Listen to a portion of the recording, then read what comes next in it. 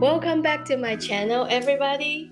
I'm so glad that this is our final episode for this series. Let's talk about hoarding, and today we have a very wonderful and very special guest.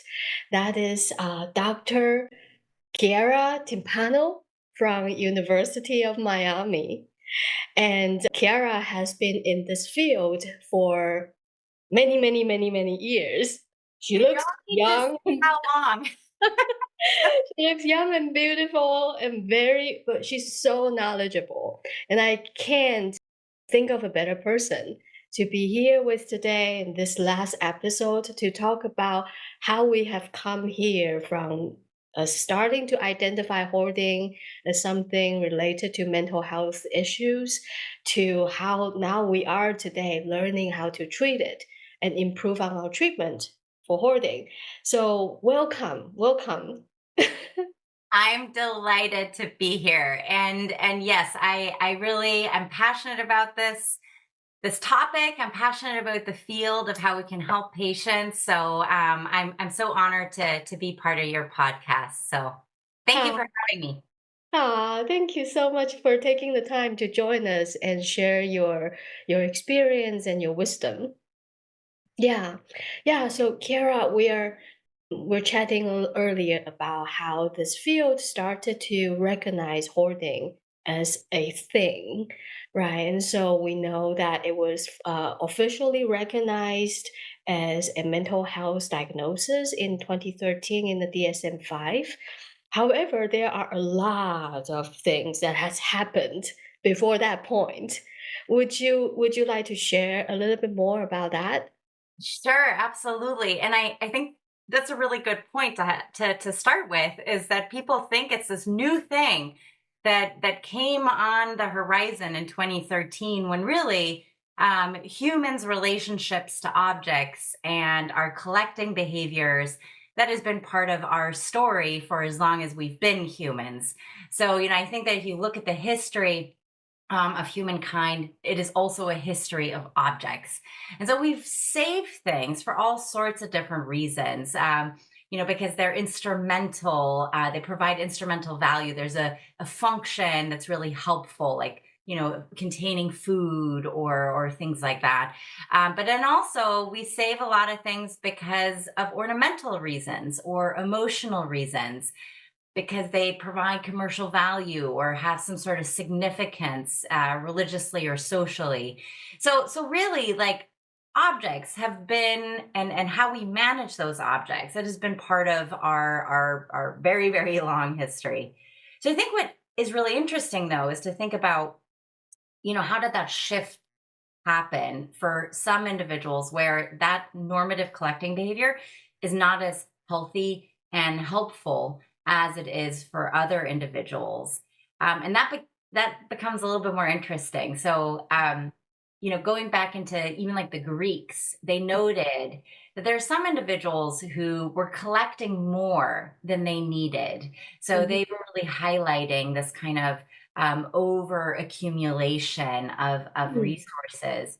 And then also there's religious texts across the globe that comment on when people have too much and it's tied in sometimes then also with comments about greed and not being thoughtful about how we're using resources.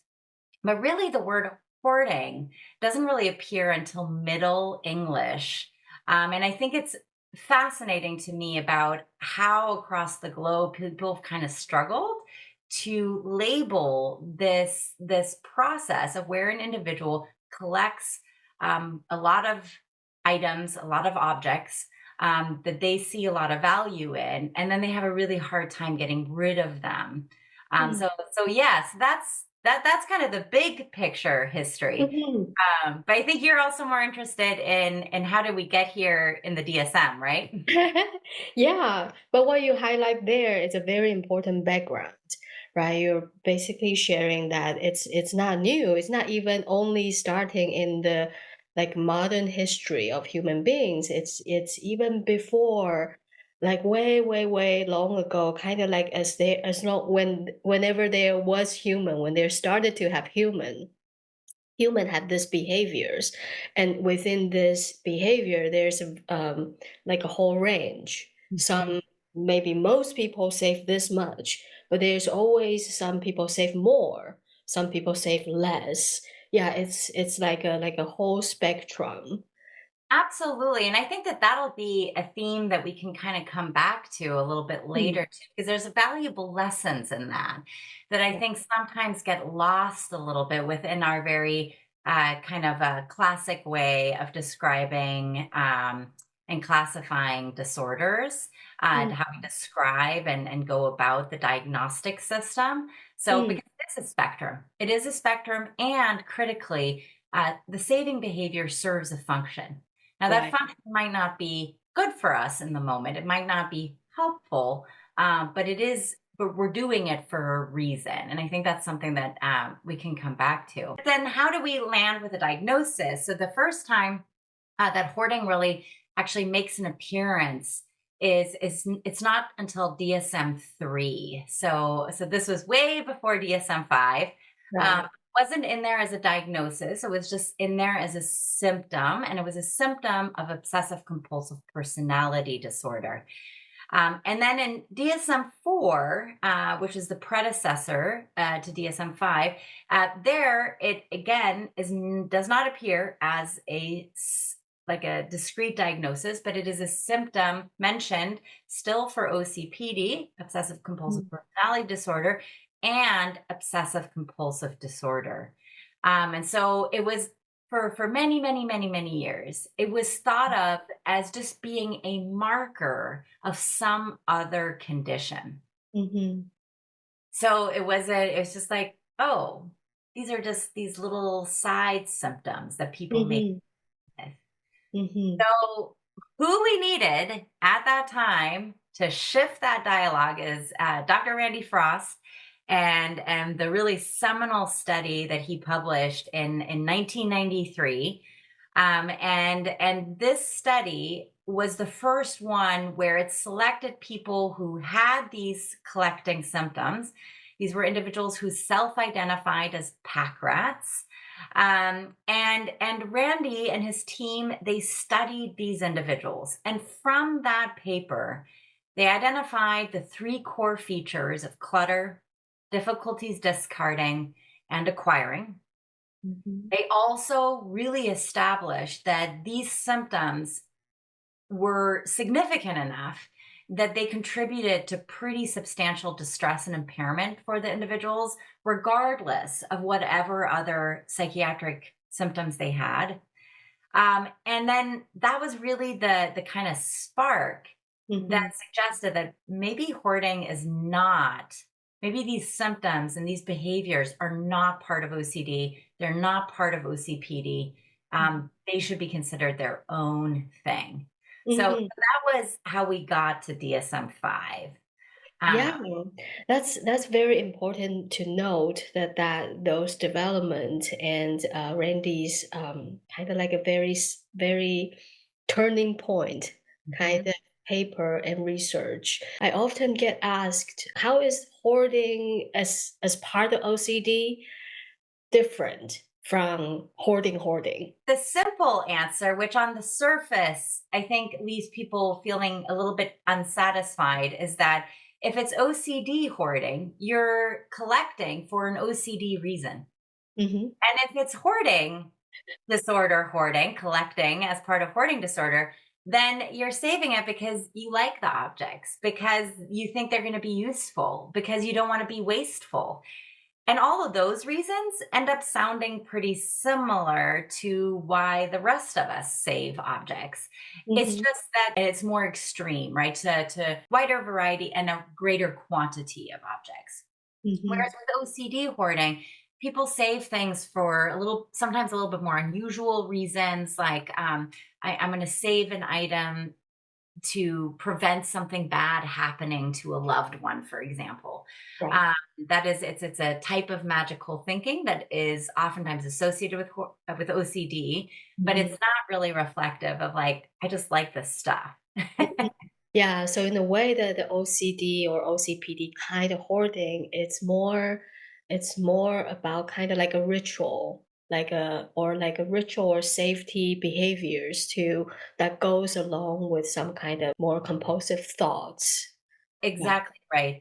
And oftentimes also, we see that in OCD cases where the hoarding is just a small part of a larger presentation of obsessions and compulsions, where Mm, again, for hoarding, that is the main focus, right? It's just right. I really like my treasures.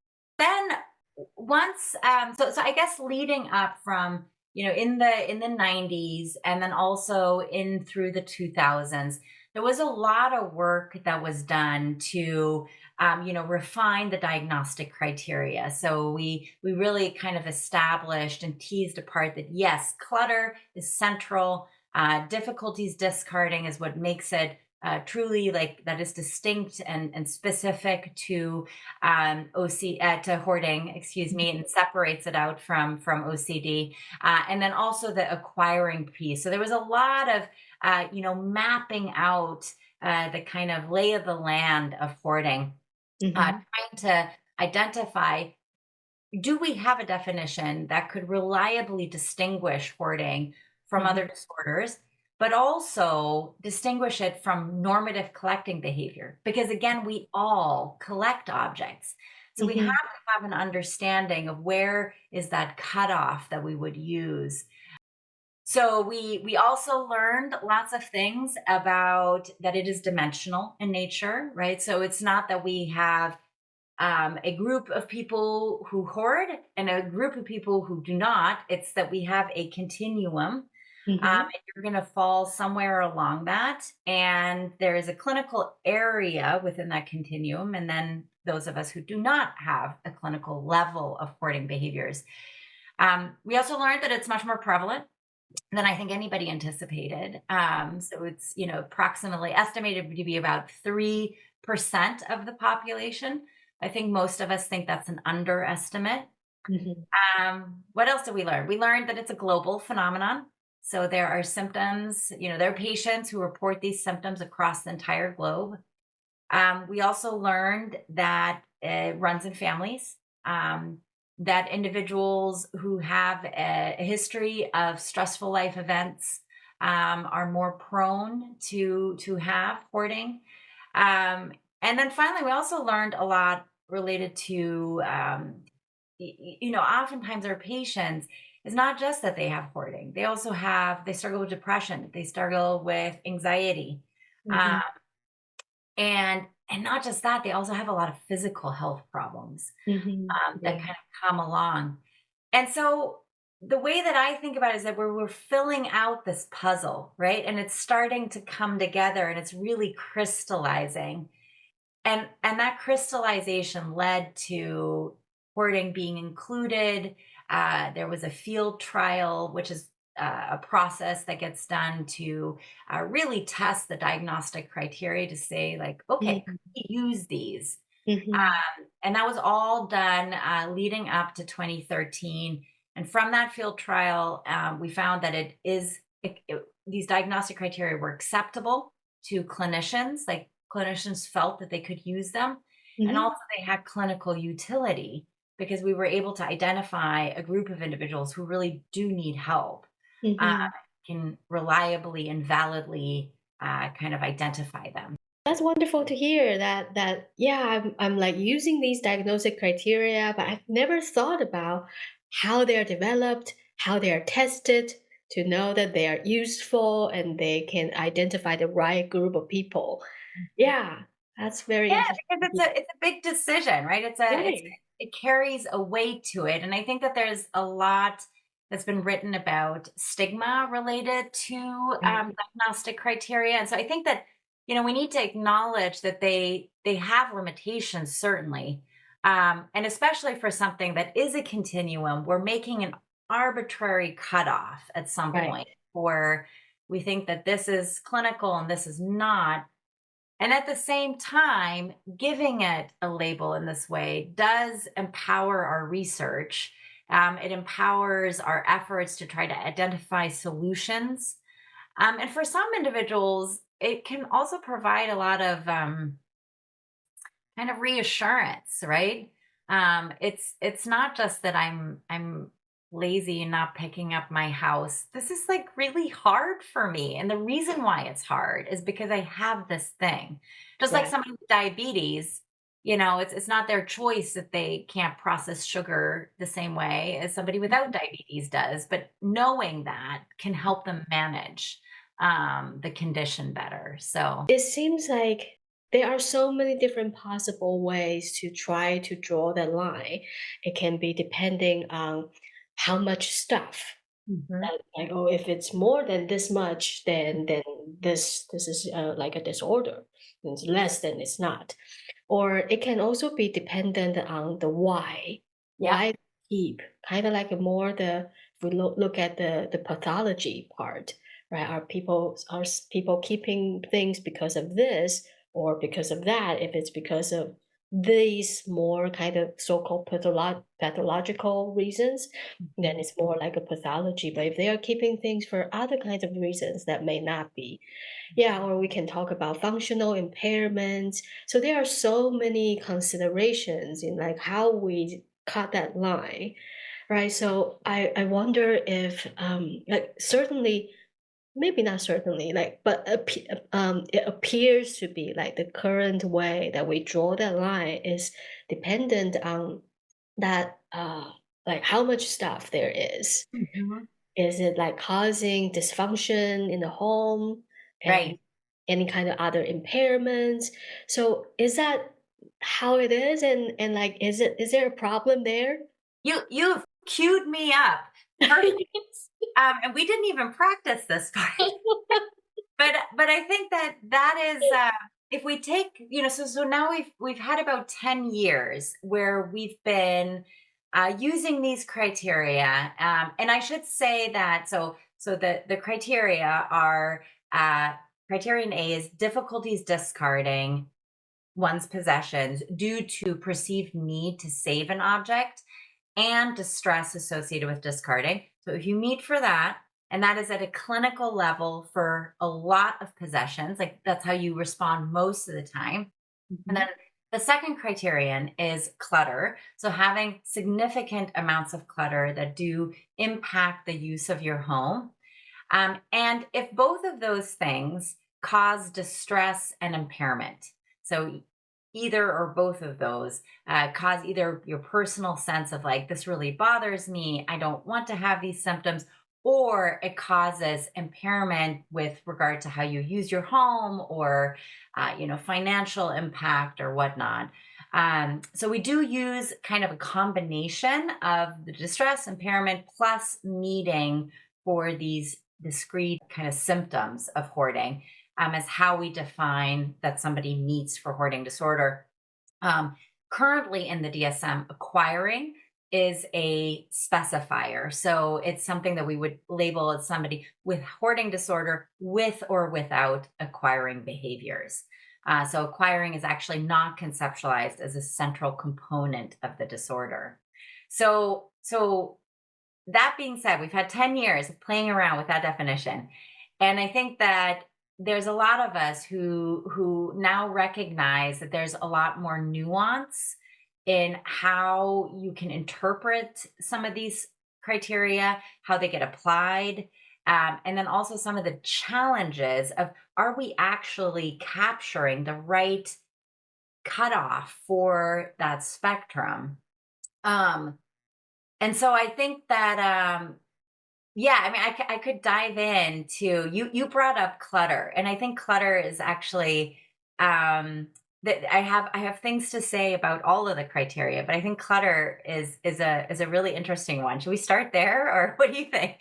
Yeah, yeah. And I'll probably make the entrance for you even more by saying there are some issues here Yeah. with that criteria about clutter. Like, what if somebody who is like younger or they don't have the enough financial means, they haven't lived that long enough to have that much clutter to that extent that they fit that criterion. are we not treating them earlier on when they are already symptomatic and we can already see the attachment and the distress about letting things go? So, and what about what about digital clutter? Yeah. About people who sleep on the street? They don't have a physical home for us to define their living space is cluttered, right? So that's Absolutely. Yeah, and I think we must be sharing a brainwave today because this is a lot of the things that so my close collaborator Jessica Grisham and I we've just recently wrote kind of a big review of the hoarding criteria, and so we've taken each of these criteria and we've highlighted parts that are good, but then parts that are presenting problems. So we're talking the same language here with clutter. The first thing with clutter is that it has to be acknowledged. It is the most obviously tied symptom with impairment. Um, mhm, it does impact the home that an individual is living in, and so we know that dealing with clutter it can lead to a lot of health problems. It can actually put an individual at risk of falls, of fire, which can impact not just them, but also their loved ones and their neighbors. So we're not saying that clutter is not important. Clutter is absolutely critical. It's also one of the most costly and kind of treatment resistant components. It's the slowest symptom or right. criterion to shift throughout treatment. Mhm, And it's also it lacks specificity, right? So if you just see clutter, is that because of hoarding or is it because somebody's depressed? Is it because they have substance use difficulties? Um, I get calls all the time where people are talking about an individual who's living in squalor, which are unsanitary conditions. They're always like, "Well, obviously this is hoarding, right?" And I'm like, "No, not obviously. We mhm, don't know. There could be many other reasons that are contributing to that clutter. So that lack of specificity in how the criterion is phrased in DSM, that's one problem.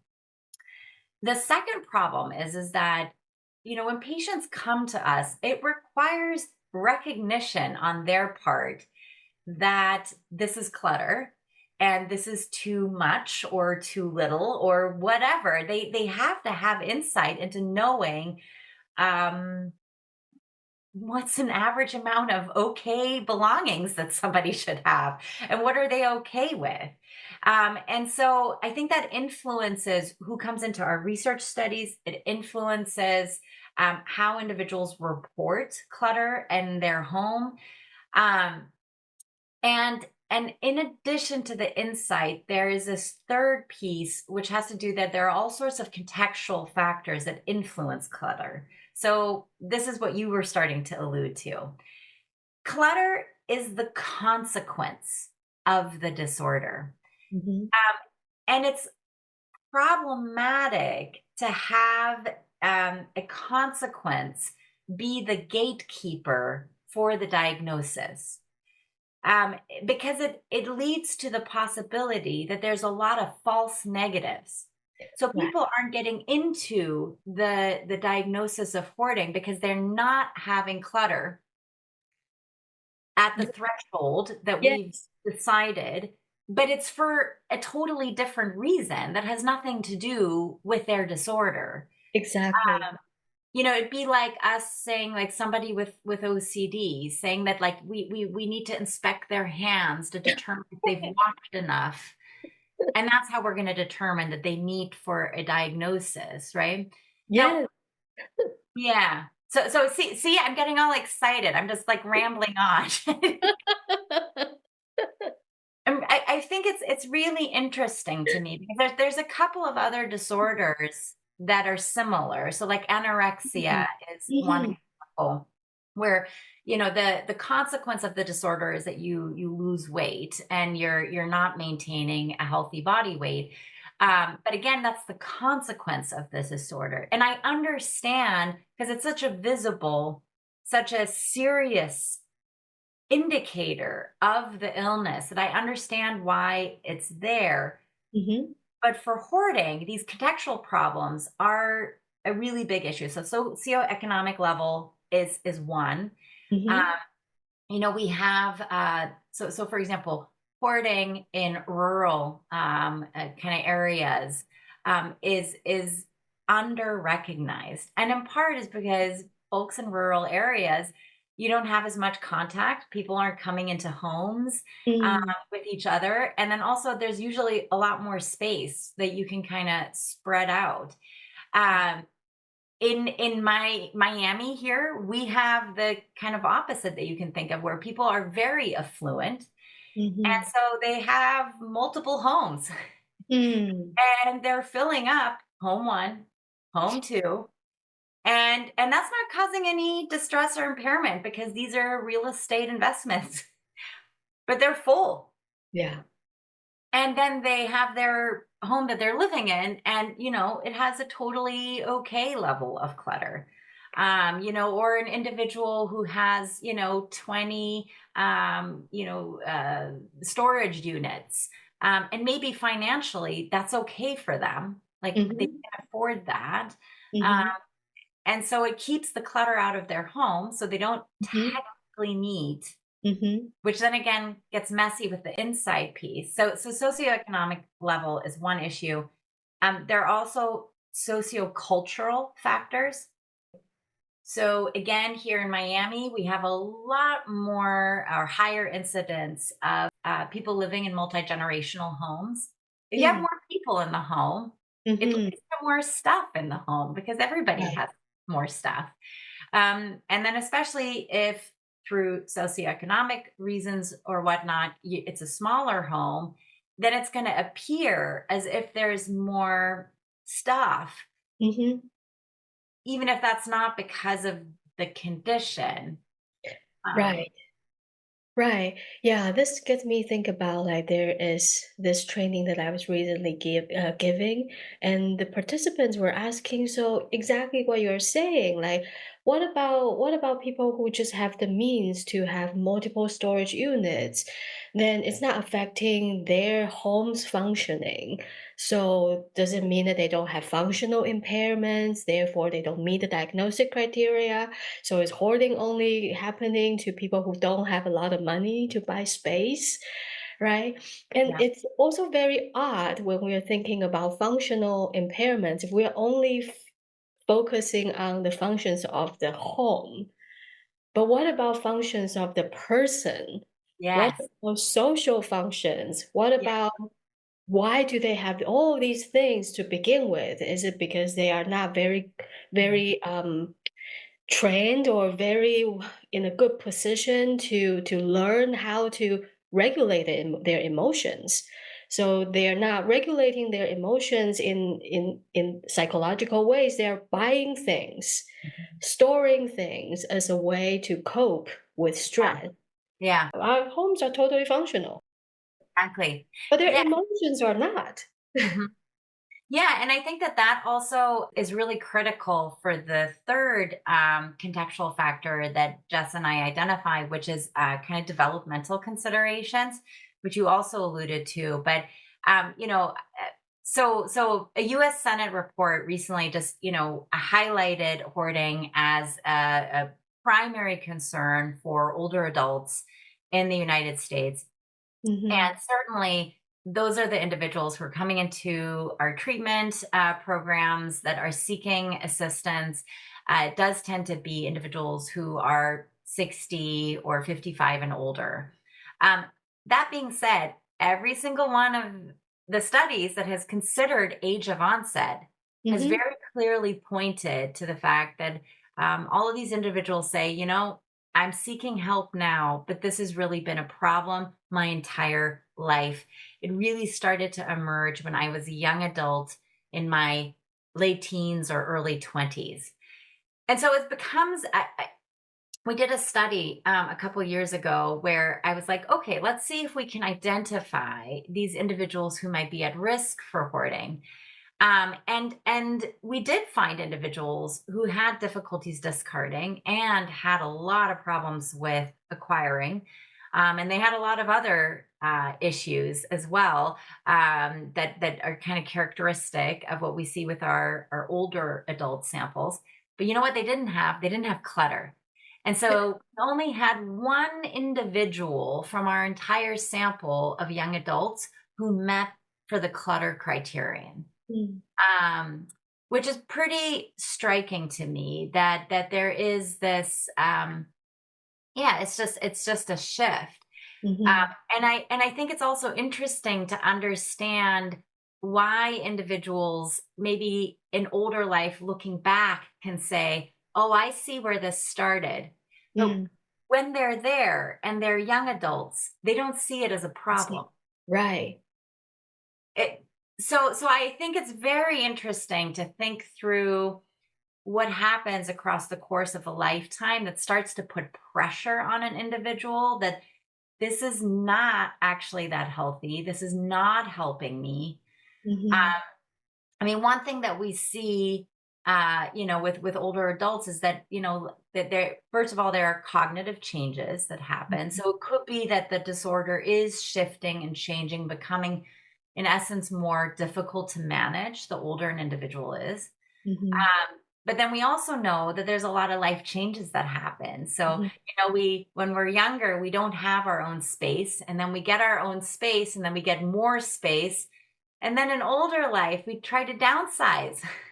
Right. So all of a sudden, we're put into a situation where we have to get rid of things. Mhm. Um, but all of that, the clutter criterion doesn't allow for that nuance. It sounds like there's more consideration about the context. Yeah.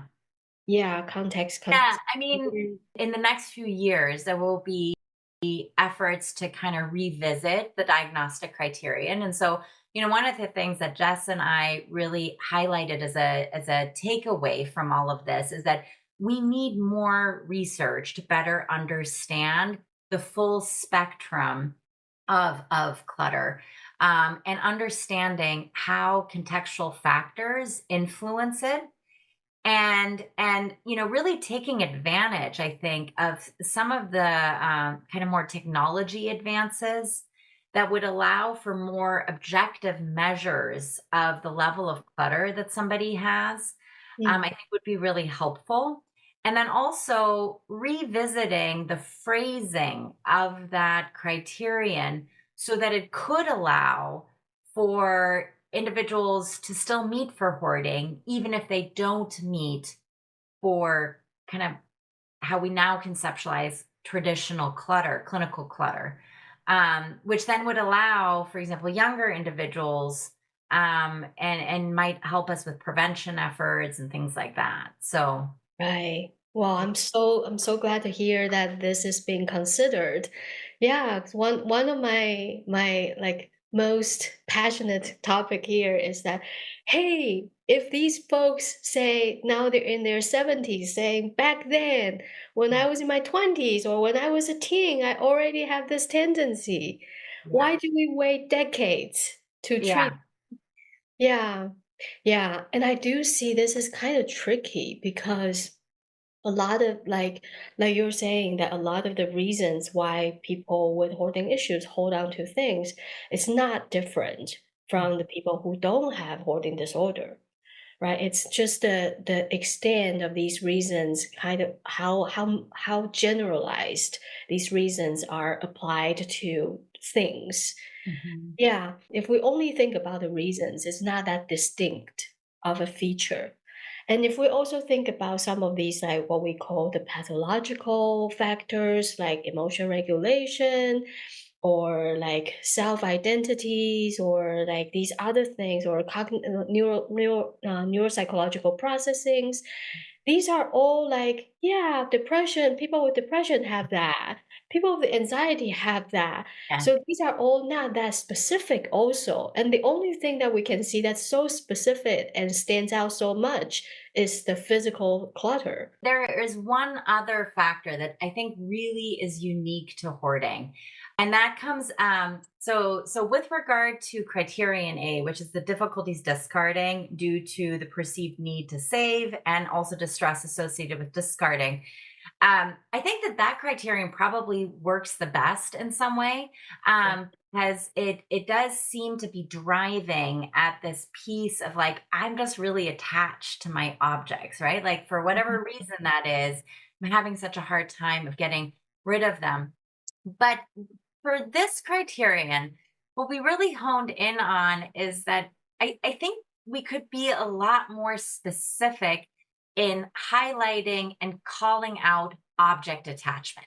Because I think that that is the part that is really unique for hoarding patients versus non hoarding patients. So, to a certain degree, everybody can think that those little Chinese takeout containers, or where your little soup comes in or whatever.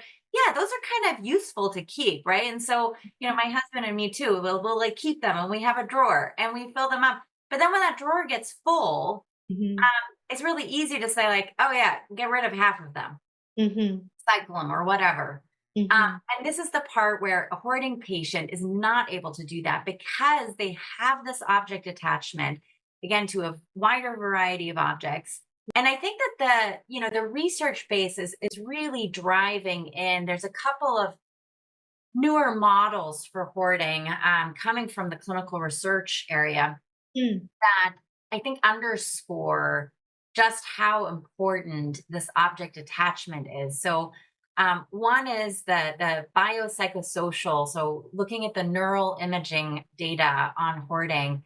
And there's a lot of kind of compiling evidence now Mm. that hoarding patients are unique and different from non-hoarding individuals in how much of a challenge it is to make decisions Mhm. specifically about their objects. Yeah.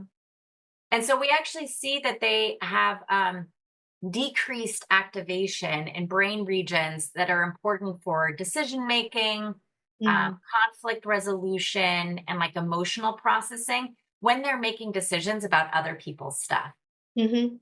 And then when they're making decisions about their own stuff, their Mm. brain really Different like, story. yeah. So I think that that also again shows that there's something unique about how hoarding patients are relating to their belongings, how they are relating to the objects that they've collected.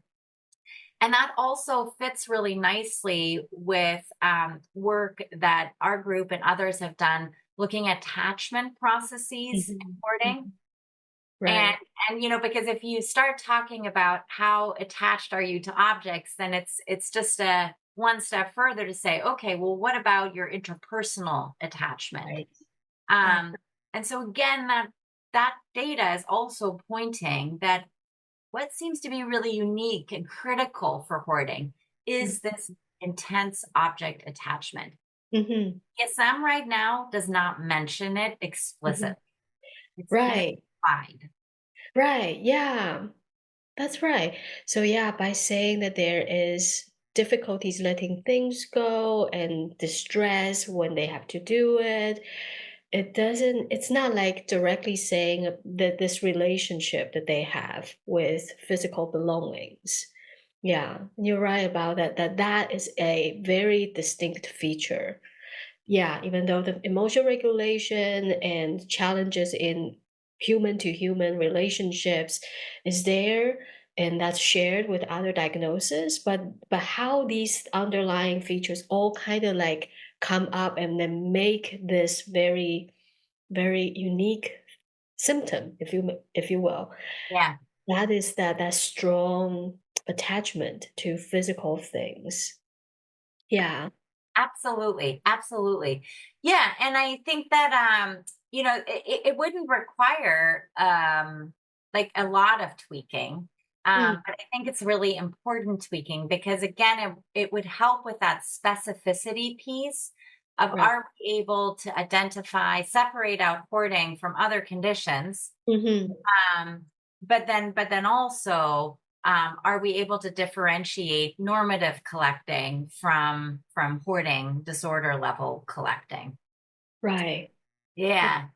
Ah, this feels great. talk forever, and I don't know how much time we still have, because then the last one that I want to talk about is Yes, acquiring. yeah, sure. We can have maybe 5 to 10 more minutes. Would that be enough? That sounds great. Yeah, so acquiring I think is really interesting because, as I mentioned in the DSM, it's a specifier. It's not considered to be a central part of the disorder. Right. Um, and I think that there's a lot of data to suggest that it should be. Um, Mm, Certainly, the way that the ICD-11, which is kind of the more international version of the DSM, there accumulation or acquiring is part of the central diagnosis. So it is definitely considered to be a critical piece that gives mhm, rise to an individual having hoarding. And mhm, I think that the DSM is trying to accommodate that some of our patients are like, oh yeah, no, I don't do any acquiring. mm, Um, but that oftentimes is due to some sort of avoidance behavior, right? So I have a patient who refuses to drive anywhere on mm, Saturdays so that she doesn't see the mm, garage sales. mm, mm, Um, that doesn't mean she doesn't have a problem with acquiring. She does. mm, Um, mm, but it's just that she's avoiding mm, confronting that situation. mm, And so I think that, there's that, and there's a lot of other data that the stuff has to come from somewhere. And so, there's passive acquiring where, things just kind of come into the home. right. But we do see that the majority of hoarding patients do endorse some form of active acquisition. So whether it's collecting free things or purchasing things. Mhm, So definitely we think that acquiring should be included in the core conceptualization, but then that actually brings up a bigger, I guess, final issue with the diagnosis of hoarding, which is what conditions is hoarding actually related to? Because right now it is classified within the obsessive compulsive and related disorders category. mhm, And I'm not sure. It doesn't seem to be really that strongly linked to OCD, or at least not as just as strongly linked to OCD as it is to depression or anxiety. And certainly also the relationship with compulsive buying and shopping disorder mm, is also something that we have to tease apart. Are mhm, these two conditions, mhm, do they overlap? Are they closely related to one another?